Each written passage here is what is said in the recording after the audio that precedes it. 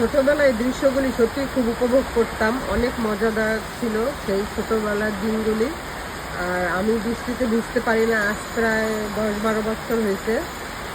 আমি বৃষ্টির জন্য বলতে পারেন পাগল ছিলাম। বৃষ্টি হলে আমি দৌড়ে ঘর থেকে বের হয়ে যেতাম, এতে মার কত বকা খেতাম। অথচ আজ 12 বছর প্রায় হয়ে গেছে আমি বৃষ্টিতে ভিজতে পারি না, এবং কি বৃষ্টির পানি আমি গায়ে লাগাতে পারি না। এই ছোট ছোট বাচ্চাদের এই পাগলামি দেখলে সত্যি আমার সেই ছোটবেলার দিনগুলির কথা খুব মনে পড়ে। নিজেকে সামলাতে পারি না, তাই ঘরবন্দি হয়ে ঘরে বসে বসে আমি এই ভিডিওগুলি করতেছি। কারা কারা ছোটবেলায় এই মজাগুলি করেছেন সবাই জানাবেন।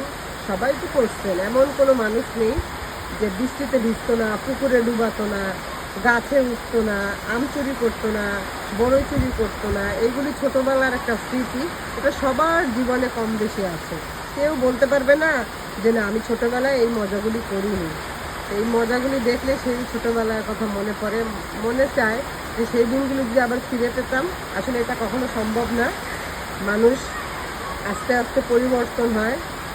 তো আমরা সবাই পরিবর্তনশীল, আমরা সবাই একদিন একদিন শিশু ছিলাম, তারপরে যুবতী হয়েছি, তারপরে তো বৃদ্ধ হয়েছে, একদম বৃদ্ধ হয়ে যাব একটা সময়।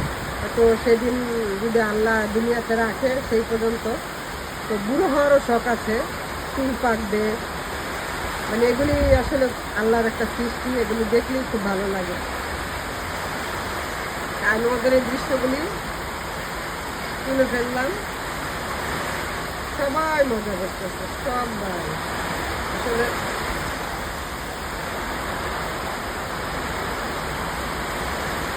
যদি তোর ডাক শুনে কেউ না আসে, তবে একলা চলো ঘরে।